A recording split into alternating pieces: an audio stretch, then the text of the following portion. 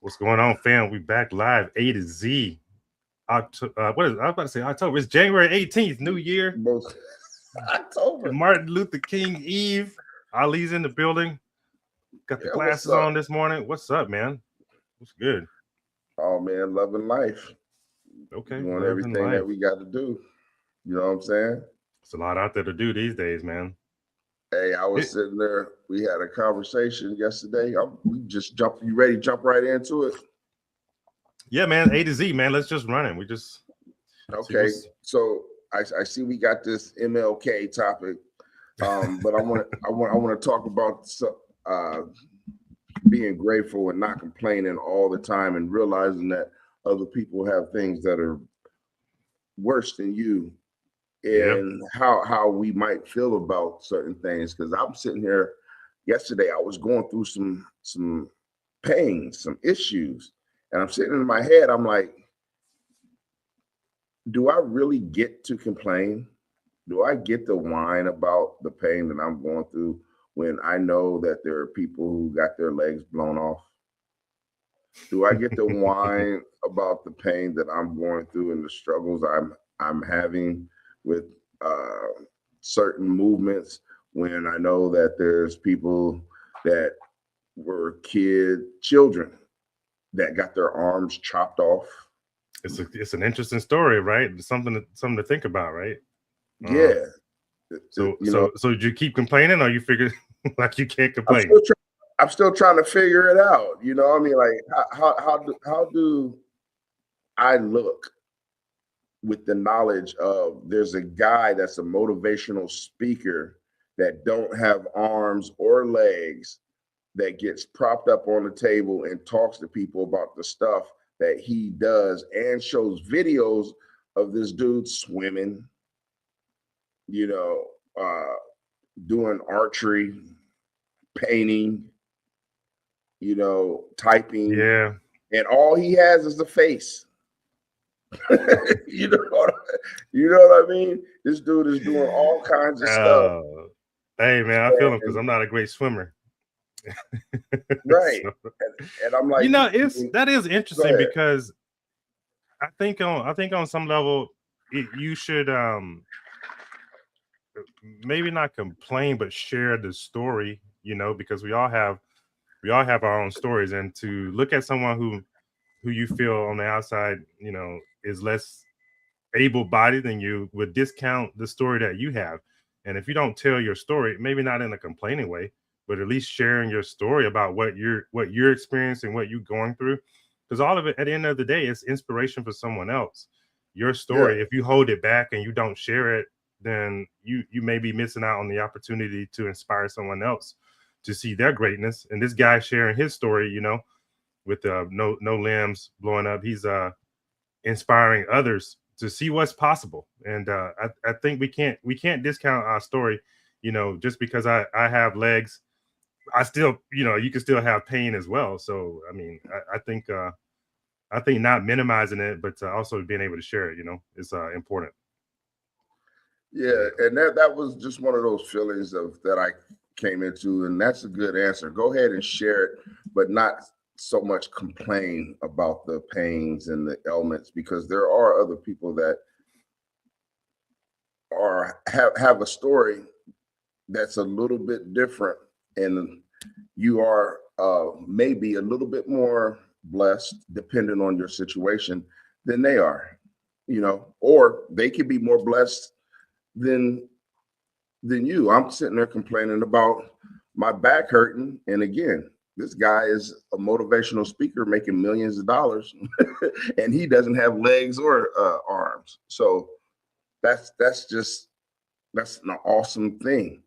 So for sure, now that thank you for letting me get that ran off and getting a little bit of education to myself. for I needed sure, to man, for breathe on sure. that one. So Yeah, sharing the issue is what it is, not complaining. yeah, for sure. And we are about sharing today, man. That we got MLK Day tomorrow. That's always a great topic to discuss because we still find ourselves in this area where some people feel like we're still fighting for rights, fighting for civil rights, and we still have to keep Dr. King's story alive. You mentioned that you had interesting view on Dr. King. Why don't you share it a little bit with us if you can, man? Well, I This guy just, said he's all about complaining. It's food stamps. yeah, What are you man. complaining about with the food stamp? That's funny. Oh, the bald head. Yeah, Yeah, we both rocking the bald heads, man. right. You know, No, no, I'm no. getting a little Hey, longer too. look, Huh? you see that? You see that little bit right there? I got some hair, man. I'm not all the way bald. Come on, dog. Come on, dog. It's like you gonna comb that over too. Like you Yeah, can't even comb that over. man. No, I can't even comb it over. It ain't moving nowhere, man. But no, I was just thinking about the fact that the Martin Luther King thing, how he wanted integration and all this other stuff, and everybody to be at one. I think it's an honorable idea. It was an honorable idea, but it in turn destroyed the Black community. You know, just because we did have a lot of stuff in our community before we integrated. You know, Yeah. That integration actually stopped a lot of um, Black people's ingenuity, our thinking, and our scientific, minds and creativity. And a lot of people say, no, it didn't stop it. But what have we created lately? I don't That's an know. interesting question. Yeah, I mean, So, what kind of things were you seeing? What in your research that you found that was going on in the communities that stopped? well, Uh, we had our own communities. They were big. They were thriving. We had Black Wall Street. You know, we had all kinds of stuff. We were what they said we invented this traffic light. Just all kinds of stuff. I don't really want to get all into the black and white issue because I don't think it's sure. a black and white issue. I'm just talking about the cultural issue that created. Um, Yeah. so I just think there was a better way, a different way of doing it. There could have been a different type of collaboration. You know, instead of like, even though there was integration, we didn't have to stop the culture of creation. If I you think understand like what I'm what trying to say. yeah, absolutely. I think what you're saying is like it's no different how we get along today, right? Where everyone has differences. We could recognize that there's, quote unquote black community, white community, Italian community, whatever.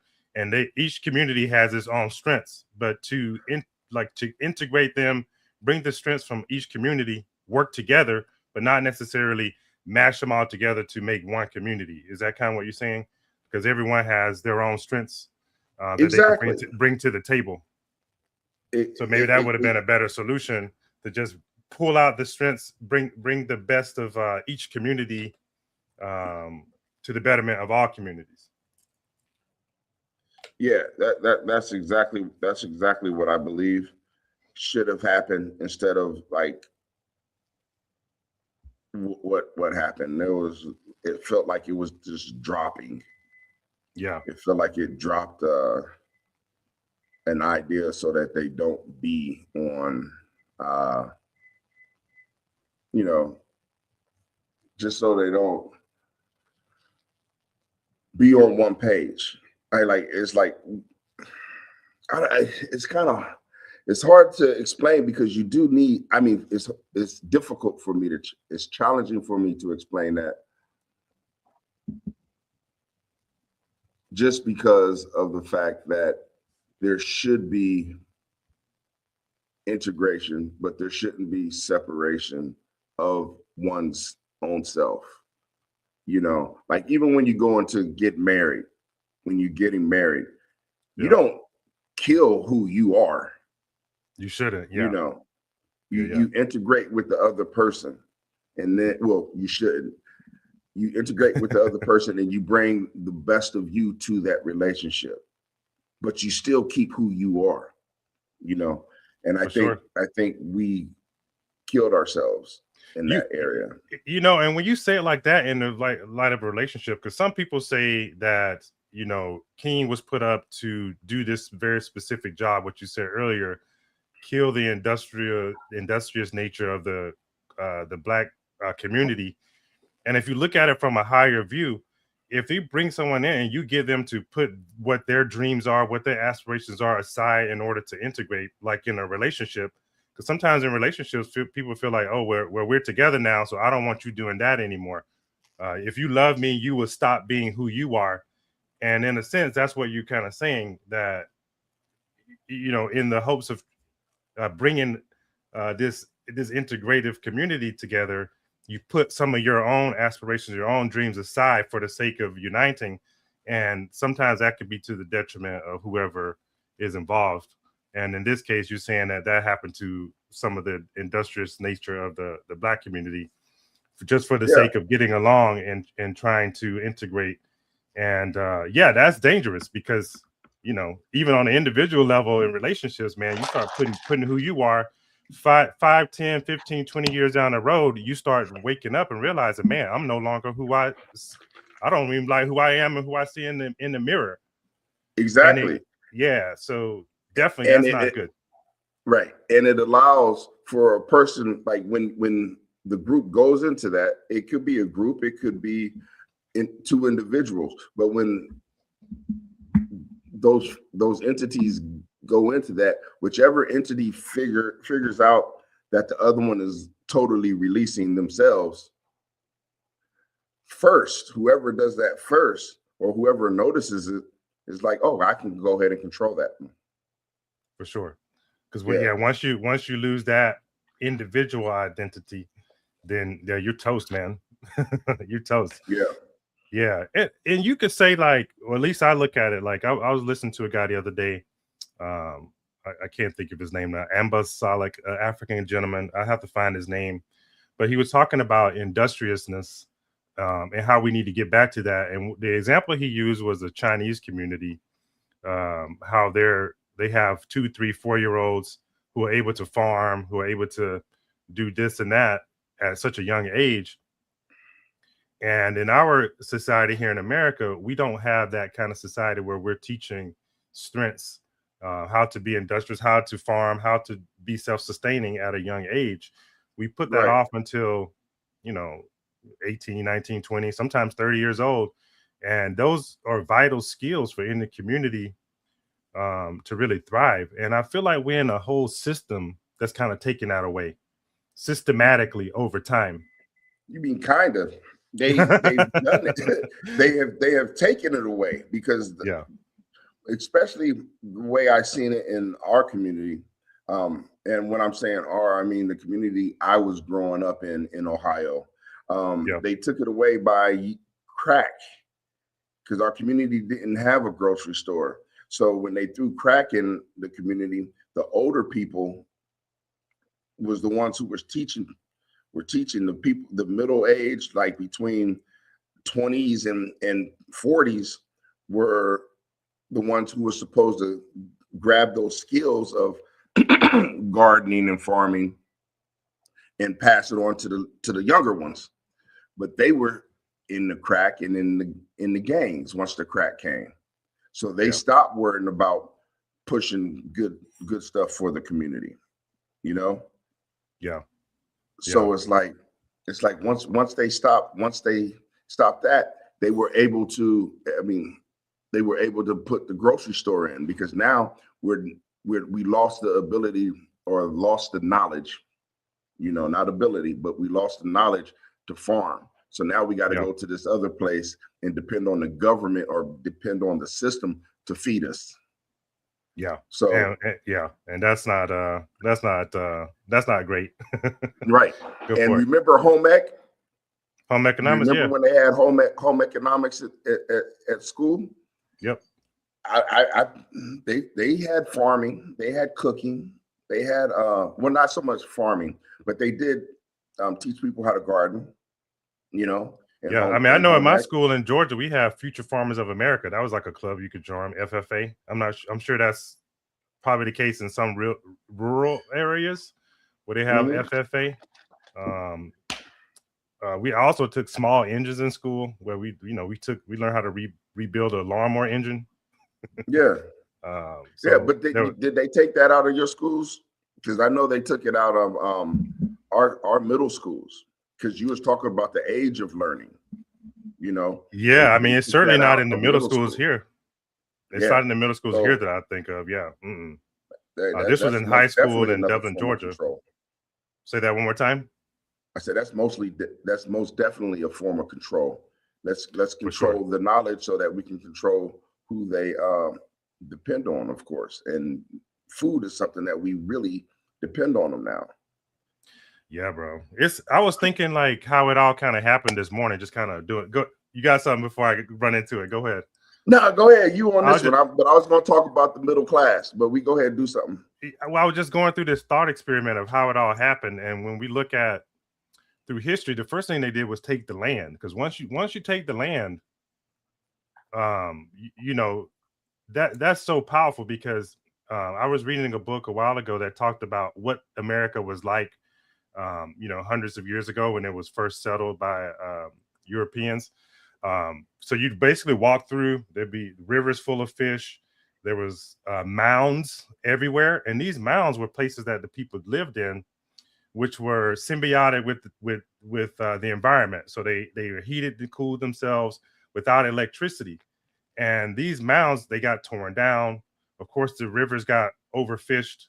Then there were crystals and everything everywhere too. So then they started bringing in the mining. And when you start taking crystals and things like that out of the land, I mean, today we just think of crystals as something you put on your neck or whatever. But these things are inside of computers. They store information. We have crystals inside of our body that resonate with these crystals in the ground. But anyway, they started doing that, and then they had to um, start re-educating people on how to sustain themselves. So with the advent of the school system, after the land was taken, then we started teaching this is how you're going to create and build going forward. And then you started having licenses you had started to have licenses to build.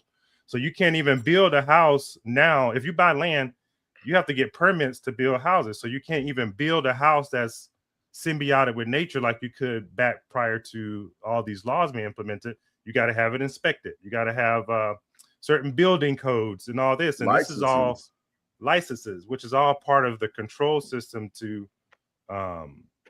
take away the ability to just train like if you wanted to teach your kid how to build, you got to go to school for that. You got to get the license for that. So all of these systems have been put in place to kind of slowly take this power away and put it into a system that can be sold back to us. Yeah. And on multiple levels. Yeah. I'm gonna ask right now, do you wanna go ahead and move to because we can stay here, that's my topic. But there was something else that popped up that I had a conversation with somebody this weekend, and it was about the middle class. Do you want to move there? Or does anybody want to or does anybody want to hit in the chat and keep on talking about this? Have a different angle to yeah, we can talk about the middle class. It's all kind of wrapped up. Let's do it. Okay. I was just giving somebody in the chat if they wanted to bring up a topic that we can jump on. I mean, not a topic, but wanted to talk about what you was talking about real quick. Had a different angle. But so anyway, we're gonna go ahead and jump on to the middle class. Now, my daughter was talking about they're killing the middle class, right? Sure. And I was like, nah, they're not killing the middle class. They're not killing the middle class. And she was like, Dad, they are killing the middle class. I was like, nah, they changed it. they just changed the middle class. And I was like, how much money does Oprah Winfrey have? Oprah Winfrey has $4 billion. Yeah. Right. Okay. So how much money does the most common richest person in the world have? You mean the one that we know? They say it's Elon, but I don't buy that. Elon Musk. But how much money does he have? 700, above $725 billion. Yeah. All right. But we know he's not the richest person in the world because Donald Trump was talking to a guy. He said he was going to give America $500 billion. $500 billion out of his pocket. Donald Trump said, hey, look, check this out. I think I can ask this. He's my friend. I'm going to go ahead and ask him for $1 trillion. In that same conversation, the dude was like, yeah, okay, I'll give you $1 trillion. Right? $1 trillion. You don't just give a motherfucker $1 trillion, $1 billion unless you got it. You know what I mean? And it's easy to give when you verbally say something like that, right? So I'm saying now the middle class is between 500 million to maybe $12 billion, right? The lower class, the poor class is $1 million and up. If you're not making $1 million, you're cannon fodder, right? And she was like, "Nah, they need us. They need us." Exactly, because I'm like, I'm right here in Vegas, right? Yeah. You can go down on the strip and get a nice hot pizza of your choice of topping out of a vending machine. They don't need us.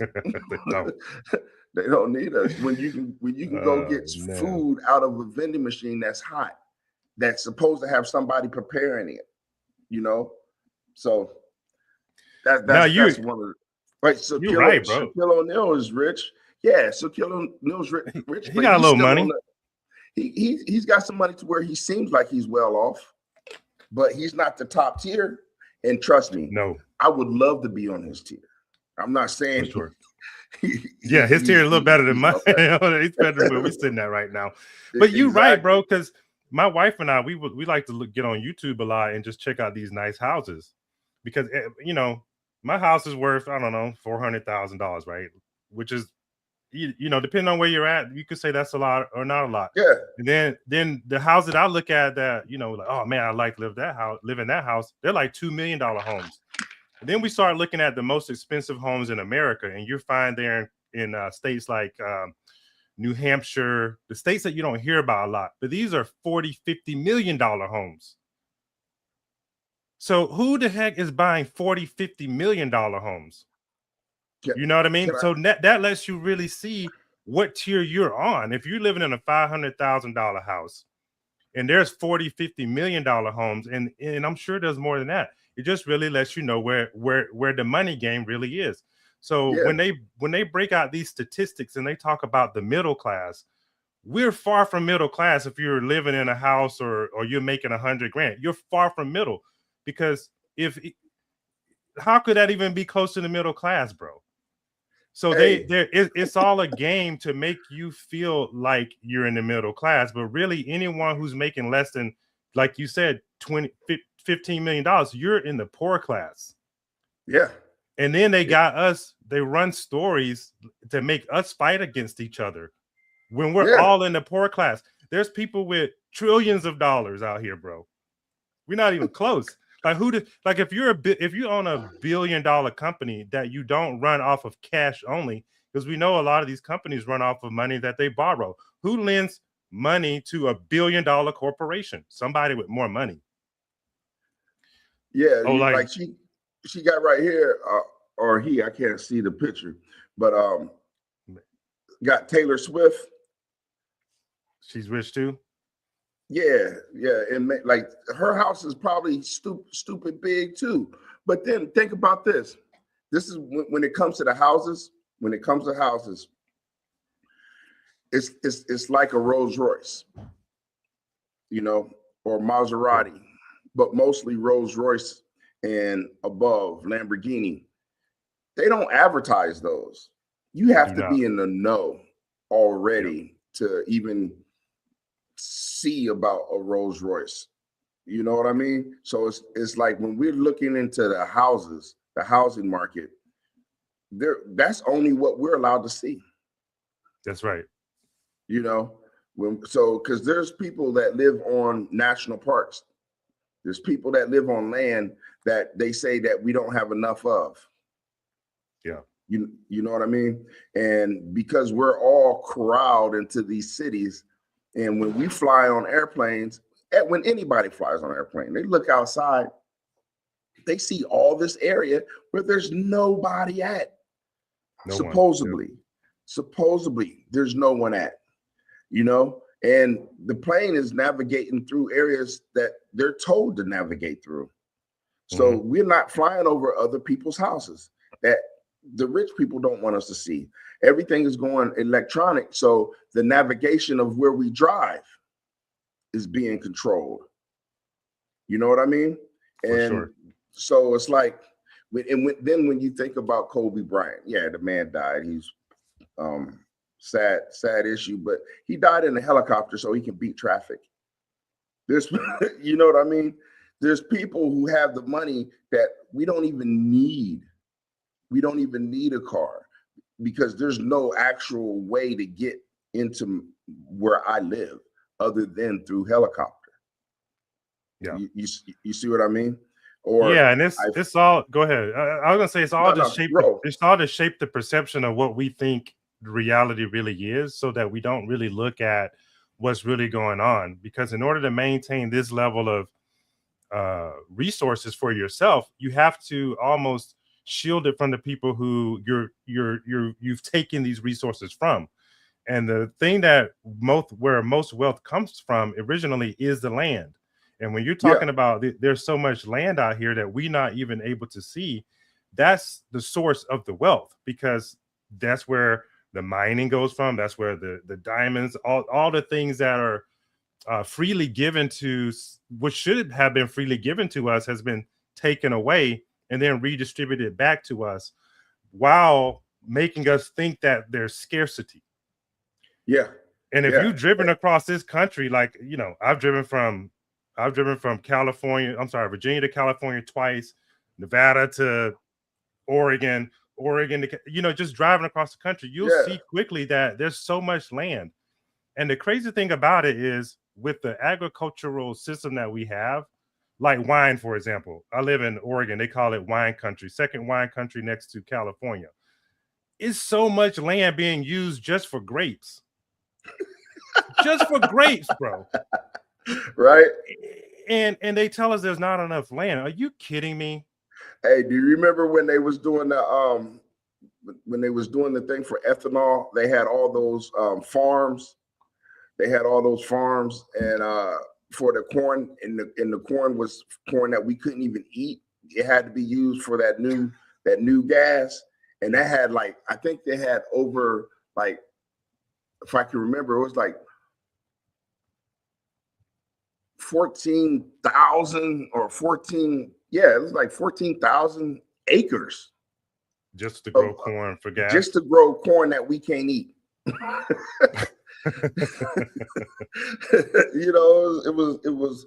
It's like we're not short on land.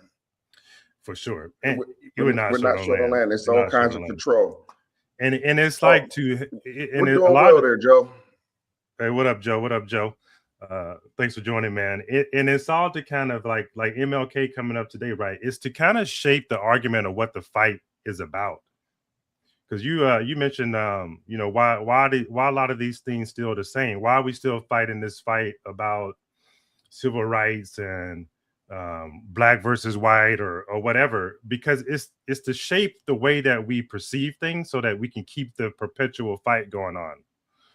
And the fight that we should be fighting is just that, really, that the things that really create value, which is the land, really be given back from those who've taken the land, because that's where the true resources are. And we can get back to that, man.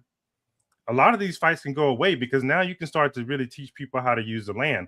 We talk about there's no food. It would be very simple. What do we have? 330 million people, I think, in America.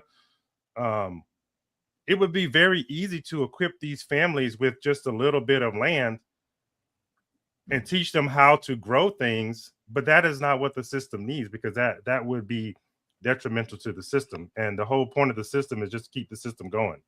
Hey, when I was working for the USDA, I was a food safety inspector at a poultry factory. And do you know that we checked this? We checked the chickens, like the viscera, make sure they didn't come in as cadavers or all of this stuff. But do you know a lot of the stuff that the U.S. government does in the chicken factories? are is just the main way of control, because if you cook a chicken correctly, there's nothing in a chicken, even a sick chicken, that can cause us to get sick. Is that Did right? you know that? Yeah, there's nothing in a chicken, even a sick chicken, if you cook About it the correctly, salmonella they talk that about. it's a lie. It's a bullshit, because it can't get us sick. That bird flu or all that other stuff that they was getting, the salmonella, if you cook the chicken correctly, it cannot get us sick. There's nothing. And so what they do is they say this, the USDA is like, okay, it makes sense. It's a good lie. it's a good Gotta lie. have a little So truth in it, no doubt. yeah, so what they say is, okay, if you want to sell your goods, your produce, if you want to sell your goods, you can only sell them in a specific community, because if you sell your stuff to another town and they get sick, then you're spreading this sickness from your town to that town, and the USDA is making sure that that doesn't happen. So you have to, if you want to do that, you have to have our stamp on it so you can go to the next town, right? But then say, just, I don't want it to be me, but say this dude named Brian, right? Brian Zikowski has a cattle farm, and he's selling his goods in his town, right? But now he ended up getting a whole bunch more cows, and he's like, I can sell more meat to other people. So he starts selling it to another town, but then he has a bad cow, right? He gets some people in the other town sick, maybe 2 people die. Those people in the other town, yeah, that's a tragic situation, right? But those people in the other town is going to say, you know what? The hell with Brian Zikowski. We're not buying no more meat from him, because we would self-level to what is right. You know what I mean? Okay, I get what you're saying. So you're saying there's no need for that type of regulation, because there's people just no wouldn't need do for business. that type of regulation. Yeah, right. Sure. It's a Better Business Bureau thing. It's not that. And yes, I do understand about the safety, but we're serving people food. Like, I was talking to this guy at work, and he said Subway isn't this Subway, that the sandwich joint isn't even allowed in his country. I forgot what country it is. He's like, it's not like Czechoslovakia, but it's in that region. You know what I mean? Why weren't they allowed over there? The bread, huh? Oh, because it's not real bread? Yeah, he said there's a bread inside. I mean, there's a chemical inside the bread that comes from the rubber in tires. And it's to make the bread fluffier or something like that, and that's illegal in their country. So they're not allowed to have Subway in their country. Wow. It's like, not a shock. So if we are really trying to keep people from being sick or keep people from eating poison, the USDA should stop that shit. You see what I mean? So it's all a lie. It's all a lie. The FDA should stop it too. Yeah. I mean, what always puzzles me about it is, like, why do we have to wait till someone gets sick before y'all come in and do a regulation? And like, I guess it was a big victory when they got some of the dyes taken out of the food after Kennedy got in office last year. But I'm like, why have any of them in there? Why not just go ahead and make all of them illegal? Why just do one? Right. We know all the other dyes and colorings in the foods aren't good either, but we just gonna celebrate. Oh, we got the red number, whatever color it was, or whatever that red is. number 5 taken out. We can't just take them all out. Like, who cares if the food looks pretty? Just take the color out, dude. Yeah. Right. So what is brown? Yeah, like, we eat brown shit.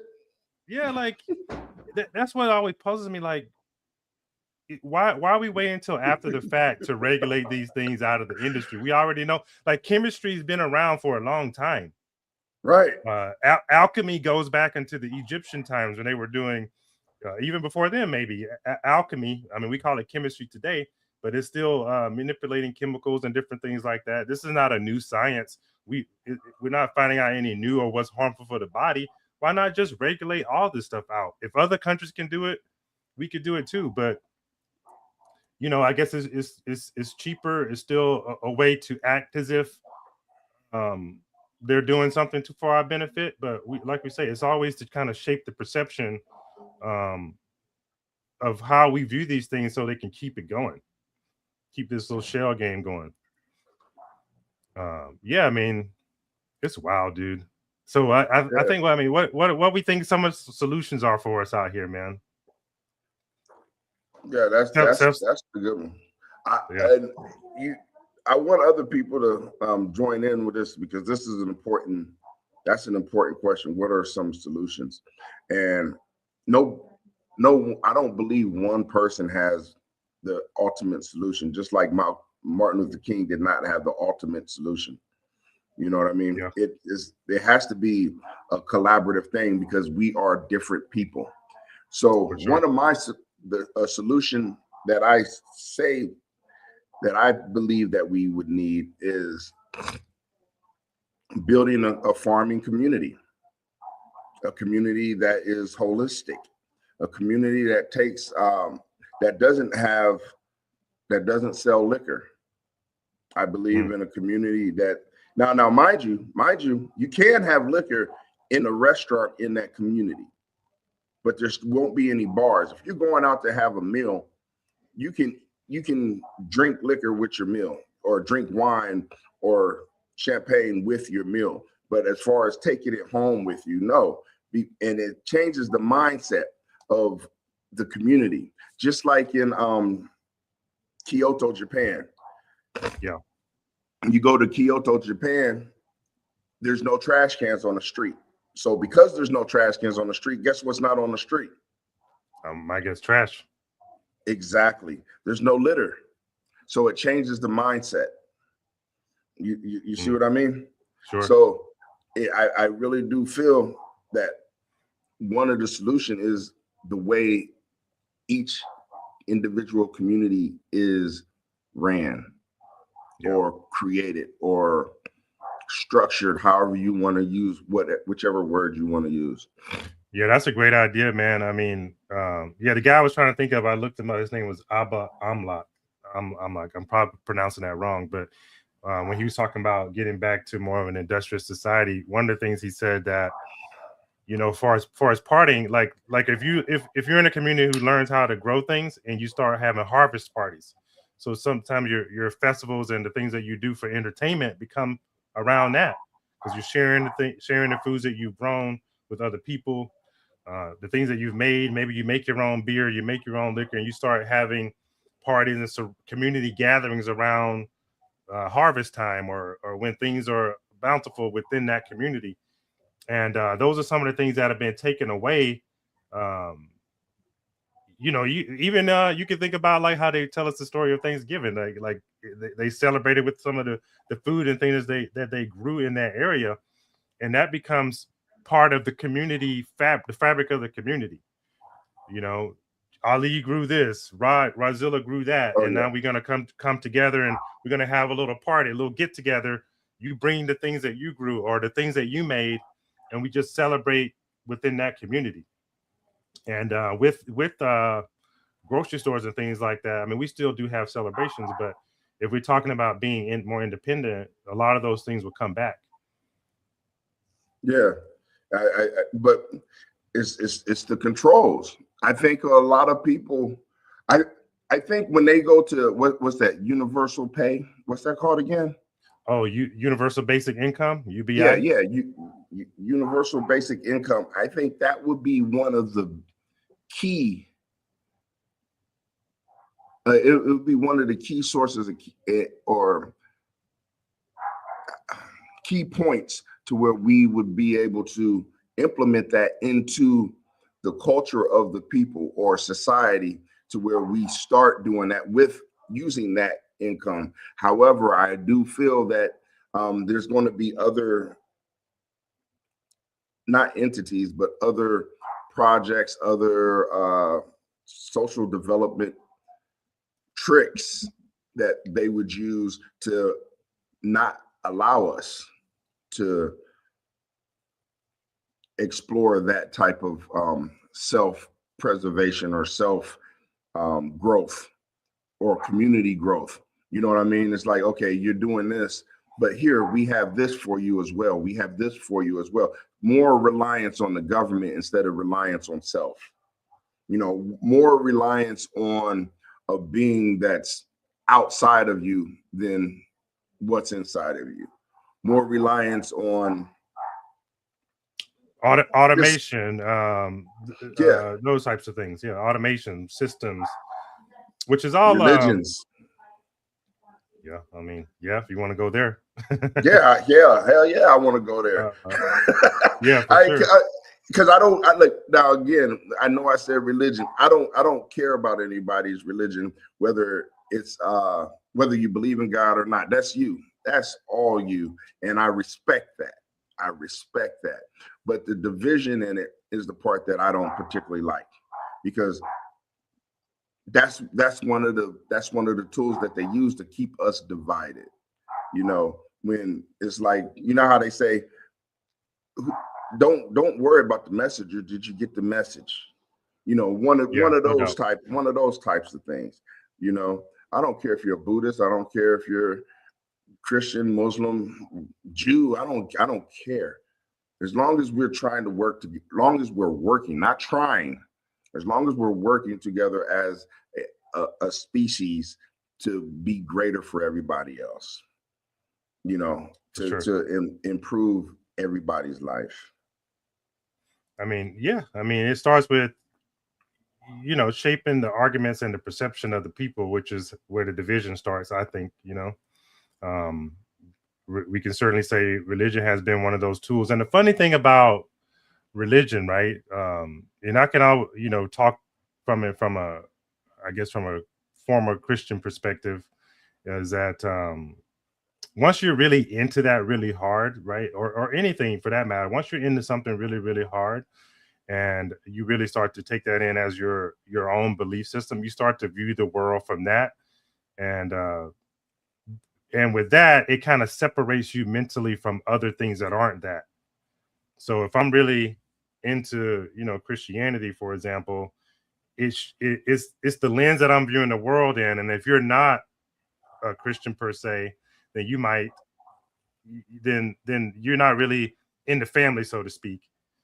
And that could be a divisive thing. And I think those things are just put in to shape how we view the world. But if you really look at those tenets closely, you can see how they're all interrelated, how they've all been kind of merged, but the way in which you see it creates that separation. But right, I don't know if that makes any sense. No, that makes plenty of sense. If you look at the count right now, we was at I think we was at 6 when it first popped up, as far as the people who were viewing, you know, when we first started talking about the religious part. That is such a touchy subject. And now, mind you, people could have been getting off because of time. They could have been doing whatever. But also, it's a touchy subject. People left. Don't know exactly what it was for. And I'm just going to say the subject. You know? Yeah. I mean, at least one of them left because of the subject. Yeah, and that's all good. I mean, and I think like spirituality is the subject matter that could really bring us all together if people would just have ears to hear and eyes to see how that beyond everything that we're all connected from that spirit realm, you know, that everything they'd have to believe it. Well, I think that's what separates true spirituality from religion. Is one is based on belief, and the other is based on an experience or knowledge of knowing how things are really working and put together. Yeah, but that's the question, though. That is the question. Now, whether you or I believe what you just said. Obviously, you said it, so you believe it. Um, it um, what there's a 8 billion people here on Earth. Sure. Yeah. There's got to be at least 100,000. You can read that one. There's got to be at least 100,000 that don't believe in spirituality at all. Yeah, and that's what I mean. Like, because spirituality, to really know what it is not a belief. It's a knowing that this is how things are. That's the difference between, in my opinion, um, spirituality and religion without spirituality. That's kind of the trick, right? One is based on belief systems, where other is based on a true knowing. For example, if you really know how we are put together and you know how things really work, um, you know that things exist in the spirit realm before they exist in physicality, and you can come to this type of knowing by really studying how things work. And that's not based on a belief, that's based on how things really work. So I think once you can rise above beyond the belief and look for proofs that can be backed up by experience, then you can move beyond the division. And that's one of the things that always tripped me up with religion, when I would ask those who were, quote unquote, put over me in a sense to teach me about religion, especially when I was a kid, that we could never get beyond just the belief and into the proofs. Well, how does that really work? And I think you can get to those kind of places beyond, to a point where you know how things really work, and not just have to rely on faith and belief. Well, you see that. Well, I've been with this company for 30 years. Hold on, it just moved from my vision. Hold on for a Yeah, he's second. been with the company 30 years and hadn't got promoted. Yeah, and they have he or she has tons of education, and still always try to they still always try to hold them down by passing them by and promoting other people of different races above me. From this picture is a person I can see light skin. That's all I can see. I don't know how to make it bigger to see. So what race are you? Because that might be a big thing. And you're in North Carolina. And I was in South Carolina for a while. So I don't know what that is. Or you might be Spanish. It could be a cultural thing for that area. You know what I mean? It could be a cultural thing for that area, but then still have to obey the law to keep you quiet. Here, take the money, but you're not going to be above anybody. And that's almost like I have to say this. You That's said it's almost black and like light skin. black and light skin. Yeah. Oh man, you had the best of one world. Y'all almost fit in because you light skin. Yeah, no, I get it. So, but it's almost like where I'm at. I've been in the company longer than this other guy. I've been a supervisor longer than this other guy, and he became supervisor, and now he switched to my shift, and I'm already a supervisor in my shift. But because, I mean, I would love to say because he's white, they put him above me, right? And act as acting supervisor because everybody else above me is white, right? I would like to say that. I would like to make that an issue, but I don't want to make it an issue. I want to see what in me is lacking. What in me is missing from what could be better. You know, what does this other person have that that I don't have, however, whatever that is. I don't know. I don't want to put anything on race, even though there's a lot of race issues, I want to look at how do I better myself first, How do I make myself better? Is it the way I speak? Is it the way I wear my clothes? Because I'm in hospitality. You know what I mean? Is it the way I walk? Is it the way I interact with guests? Now, mind you, this guy, he's a supervisor. He is a baby kisser. I'm telling you, he's a baby kisser, and that's a good thing. That's a good thing because everybody likes that. I'm not. I work in security, and I'm not that friendly with everybody. I smile a lot and I help people a lot, but he is more of a family person than I am. So that's what I'm missing, and I understand that. Also, a lot of women like him, and he's real chipper and happy. He's a handsome dude. I'm handsome too, but he's chipper and happy, and we work in hospitality. So I see why that's happening. So I don't want to make it a race thing. It's just things that fit that position a little bit better.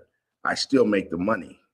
You see what I mean? So I don't know. Maybe it could be you're in textiles and the other person Definitely is like like that. that. So I guess it's like what you were saying, like you're the guy who's in your spot, like kind of chipper, more outgoing, I guess. Um, yeah, Yeah. So yeah, look at self. Go ahead. Say what you're going to say, man. Because you yeah. I might mean, got a I think that different view. no, I was gonna say that's a good point. In my life, I've largely been in areas that are predominantly white, but I just try to go about my business being the best I can, however, no matter what the situation is, and just hope that shakes out, and hope that you get a fair shake. That's all you can really do.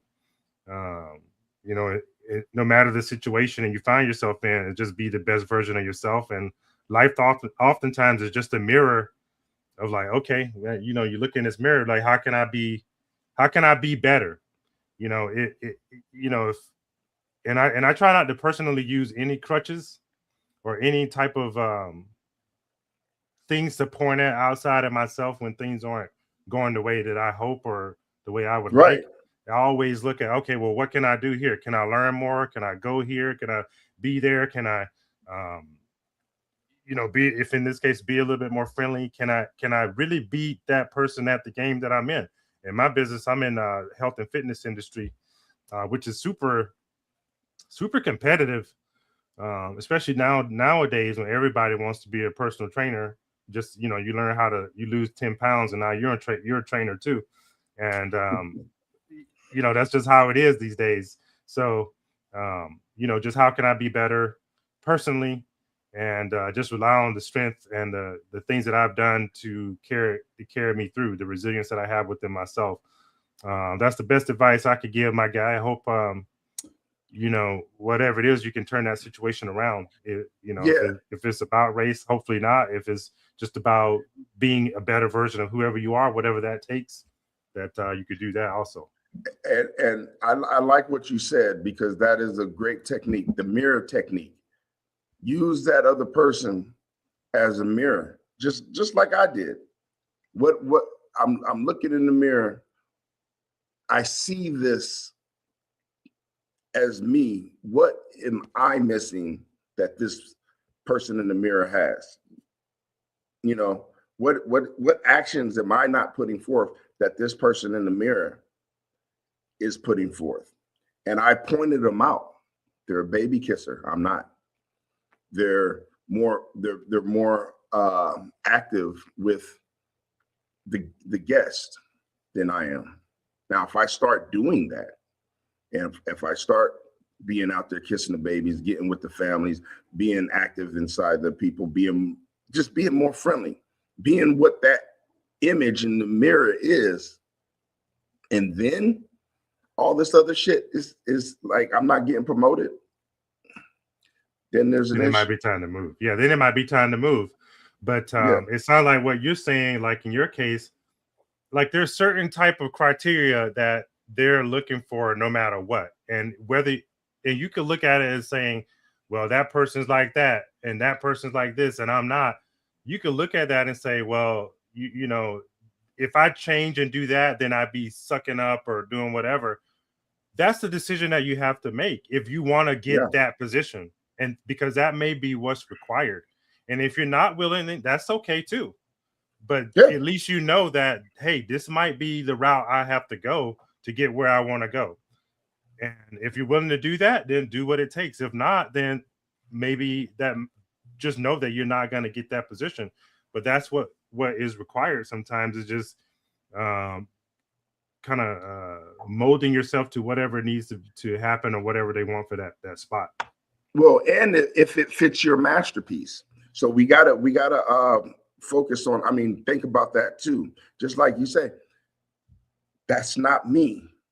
I'm not going to do what that guy does. Now I can do this and I can do that, but I'm not doing that. That might not fit the person who you are, your masterpiece, the higher level of what you want to be. And then, hey, well, this is either where I'm going to be in the company or I'm leaving the company. Yeah. Yeah, for sure. Yeah, you got to weigh that out for yourself. But yeah, look at the masterpiece who you are, because you are awesome. Everybody here has, if we are who we are and we stand on who we are, we're awesome people. We're awesome beings. Know that about yourself before you think about anybody else. Know that you're awesome. And then you can look and see look in the mirror and see what that awesome looks like, and see what actions you're putting, so you can see if you're missing it. For sure. You're actually doing that. Yeah, I give one more example too. Like my wife's a teacher, and your wife's a teacher too, Ali. You know, she has certain skills and attributes and qualities that she's learned after 20 something years in the industry, and now she's finding herself being in this place where she feels like the skills that she has aren't really desired in the school district.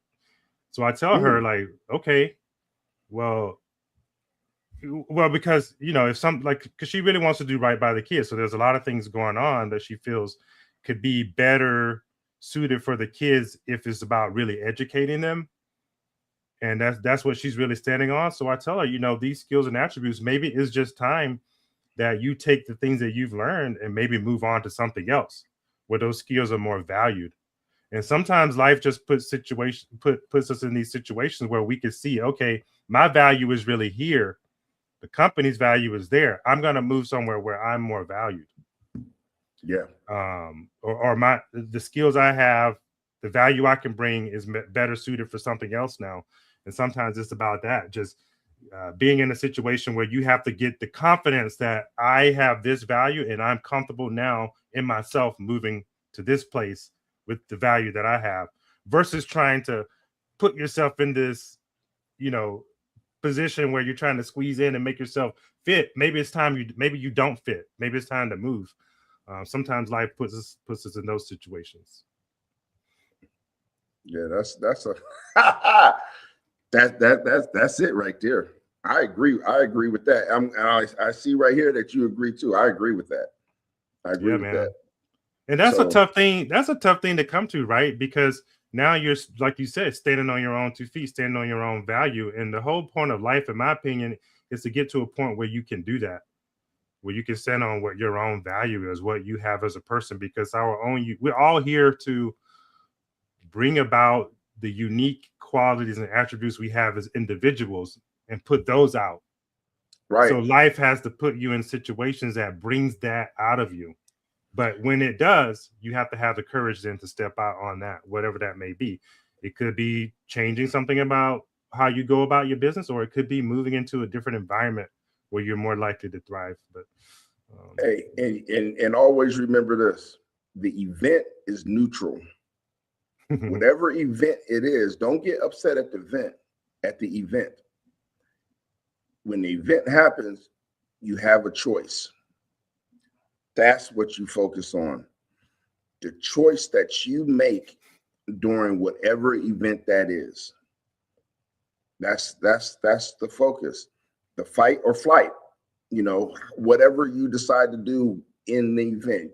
There's a car accident. The event's not bad. How do you respond to that car accident? You got a flat tire. The flat tire is not bad. How do you respond to that? That's the situation. So it's how you respond to whatever event pops in front of you. Yeah. That's the choice. That's the choices that are given to us. No doubt, man. No doubt. But you know, I am gonna have to step out. Yes, sir. I love all you guys and thank you for participating. Life in the North Carolina's 4770. Appreciate you. Yeah, man. Thanks for joining in. It's been a good one. Another A to Z. So plan to be back next week. We'll see what happens this week. Yeah. Next week, my leadership graduation is happening. So I don't know the time yet. But hopefully I'll be able to they'll go later than 10. They'll go later than 10. So we might be either earlier or you might have to go by yourself. All right, bro. You can go at it alone. There's a lot of people there. Yeah, for sure. Well, thanks for joining, everyone. Happy Sunday and MLK Day for those of you who celebrate and going to do it big tomorrow. And we'll be back next time. We're out. All right.